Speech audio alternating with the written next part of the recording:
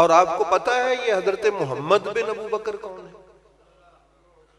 मोहम्मद बिन अबू बकर ये वफा शियार हैं और यारे वफादार हैं मौला अली अलैहिस्सलाम के, और शहीदे राहे विलायतो इमामत भी हैं।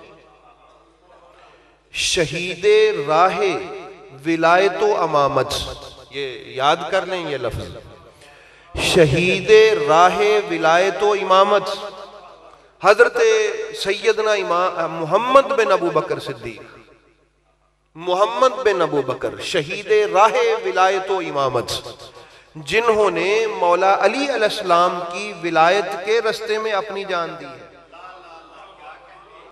उन्होंने कहा कि मैं अली के साथ हूं, जीऊंगा भी उसी के साथ, मरूंगा भी उसी के साथ। लेकिन चूंकि जब हुकूमतें ताकत में होती हैं तो फिर उनके आगे कोई चीज ठहरती नहीं है ना, तो फिर उनकी इस अपनी साबित कदमी जो विलायत के साथ थी, जो वली खुदा के साथ थी, जो अली अलैहिस्सलाम के साथ थी, यही उनकी मौत का सबब बनी। उनको पकड़ लिया गया, पकड़ के जनाब उनको एक गधे की खाल में बंद कर दिया गया और डंडों से जब तक रूह जान नहीं निकल गई तब तक ऊपर से मारा गया, और जब मर गए शहीद हो गए तो जला दिया गया। इस तकलीफ के अमर में भी उनकी जुबान से जो बात आ रही थी वो ये थी कि मार दो, मैं अली वाला। ये उनके अमल से, उनके फेल से ये आवाज आ रही। कोई आसान काम नहीं है हजरत अली अलैहिस्सलाम को मानना। ये किसी दौर में भी ऐसा, उस दौर में ज्यादा मुश्किल रहा है क्योंकि वो बड़े बादशाह थे, उनके पास ताकतें थी, ऐसा था। ये है मोहम्मद बिन अबू बकर, जिनकी परवरिश ही खुद मौला कायनात ने की है। उनको कंधों पे उठा के शहजादों की तरह फिराया करते थे। तो जिसकी परवरिश आगोशे विलायत में हो, जिसकी तरबियत आगोशे विलायत में हो, उससे बड़ा बंदा वाला कौन हो सकता है? तो अहबाब गिरामी कदर फिर उनके बेटे हजरत कासिम। आप इन मोहब्बतों और वफादारियों का देख रहे हैं सिस्टम क्या है। इसलिए मैंने ये कहा कि हजरत मोहम्मद बिन अबू बकर शहीदे राहे विलायत व इमामत है। उन्होंने विलायत व इमामत का लड़ नहीं छोड़ा, उन्होंने इसका पल्ला नहीं छोड़ा, जान दे दी, शहादत पा गए, शहीद हो गए। आज के ये उस इमाम जाफर सादिक अलैहिस्सलाम के दिन हैं आज कि जो हजरत मोहम्मद बिन अबू बकर के साथ रिश्ता है इमाम जाफर सादिक का। किसके साथ रिश्ता है? इमाम जाफर सादिक का रिश्ता मोहम्मद बिन अबू बकर से है, और रिश्ता जाफर सादिक का मोहम्मद बिन अबू बकर से हो। मैं मादरत खा हूं, इमाम जाफर सादिक का रिश्ता किससे हो? मोहम्मद बिन अबू बकर से। इमाम जाफर सादिक का रिश्ता हो मोहम्मद बिन अबू बकर से, और इसी दिन मोहम्मद बिन अबू बकर को कत्ल करने वालों के जश्न भी मनाए जाएं। इसी दिन मोहम्मद बिन अबू बकर को कत्ल करने वालों के जश्न भी मनाए जाएं। इसी दिन, जिस दिन हजरत इमाम जाफर सादिक की न्याज का दिन होता है, उसी दिन हजरत, और कहा भी जाए मोहम्मद बिन अबू बकर का, जी देखिए हजरत इमाम जाफर सादिक का हजरत अबू बकर सिद्दीक से रिश्ता है, ननहाल की तरफ से। भाई हजरत अबू बकर सिद्दीक से रिश्ता है तो जरा थोड़ी सी बड़ी मोहब्बत की निगाह से और इज्जत की निगाह से, गैरत की निगाह से अगर कोई बंदा देखे तो उसको शर्म आ जाएगी इस बात पर कि यार हम खामोशी रहते तो बेहतर था, खामोशी रहते तो बेहतर था। पढ़िए आप, मुझे छोड़ दें, आप मेरी बात बेशक न माने, मैं नहीं कहता आप मेरी बात माने। जाइए आप किसी से भी पूछ लिए मोहम्मद बिन अबू बकर जो हैं, हजरत कासिम के जो वालिद हैं, वो कत्ल क्यों हुए और किसने कत्ल किया?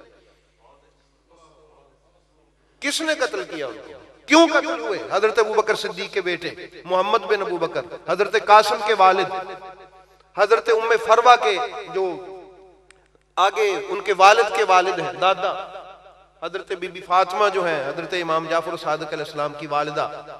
अजीब म्यार है आज के इन मुसलमानों का, अजीब म्यार है। इसलिए सदियों से मुसलमान जिन मसाइल पर खामोश थे उसकी खामोशी तोड़ दी गई।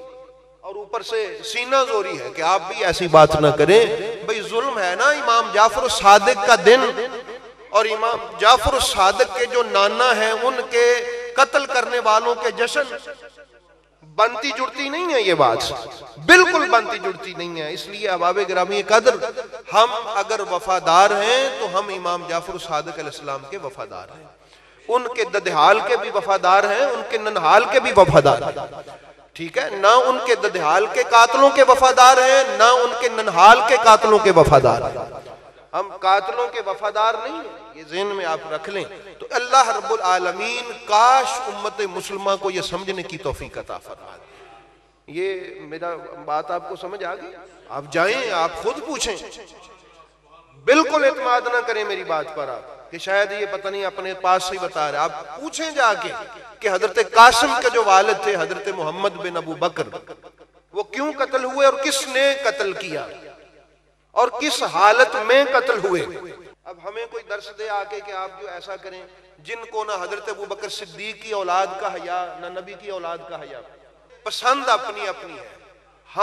हमारा ताल्लुक और हमारी अकीदत, हमारी वाबस्तगी उनसे है जिनका जिक्र अल्लाह रब्बुल आलमीन कुरान में तारीफ के साथ करता है, जिनकी पूरी जिंदगी में जुल्म का कोई धब्बा भी मौजूद नहीं है, जिनकी पूरी जिंदगी में किसी किस्म की कमी का कोई एक शायबा तक भी मौजूद नहीं है, जो आइडियल हैं, जो रहनुमा हैं, जिनकी जिंदगी शीशे की तरह चमक रही है, और जिनके बारे में दुश्मनों को भी कहना पड़ा इनके बारे में बात करें तो क्या करें। इनकी सीरत में तो कोई बात मिलती है ऐसी नहीं है कि हम कोई कमजोरी को आगे करके दिखा सकें।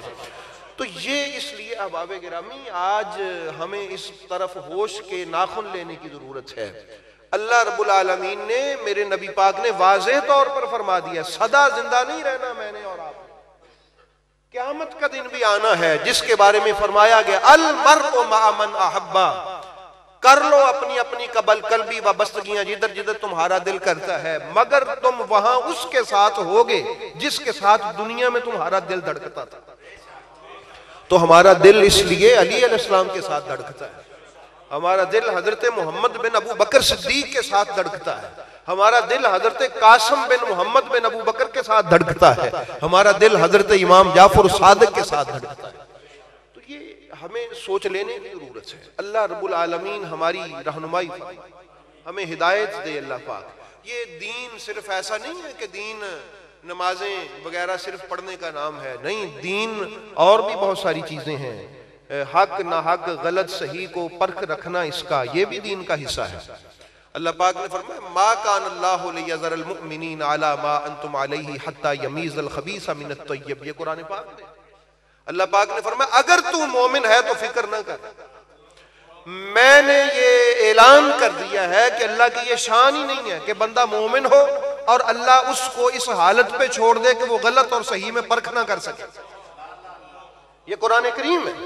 अल्लाह ने फरमाया मैं तुझे तौफीक दूंगा तेरे ईमान की वजह से कि तू गलत को गलत देखेगा, सही को सही देखेगा, और तुझे परख करने की ताकत दूंगा, तौफीक दूंगा तुझे मैं। इसलिए अहबाब गिरामी दुआ मांगा कीजिए अल्लाह हमें ईमान के नूर से मुनव्वर फरमाए। अगर ईमान का नूर हुआ तो फिर खबीस और तैयब की परख अल्लाह पाक खुद अता फरमा देगा। ये सारा क्योंकि ये क्यों अता फरमाएगा? अल्लाह फरमाता अल्लाहु वलियुल लज़ीना आमनू लियुखरिजहुम मिनज़्ज़ुलुमाति इलन नूर। अल्लाह वली है ईमान वालों का, और वो वली होके करता क्या है? लियुखरिजहुम मिनज़्ज़ुलुमाति इलन नूर, ताकि अल्लाह इनको अंधेरों से निकाल कर रोशनी में लाके खड़ा करे। ये है अल्लाह ताला की विलायत।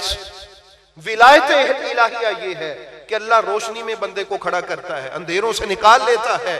तो अहबाब गिरामी कदर तय कर लें अली रोशनी है और मेरा नबी रोशनी है। यहदिल्लाहु लिनूरिही मन यशा। इस आयत की शरह में मुफस्सिरीन ने वाज़ेह तौर पर लिखा है कि अल्लाह जिसे चाहे अपने नूर की तरफ रोशनी देता है। वो नूर नूर नबूवत का है और वो नूर नूर विलायत का है। तो अल्लाह रब्बुल आलमीन हमें ये समझ लेने की तौफीक दे दे।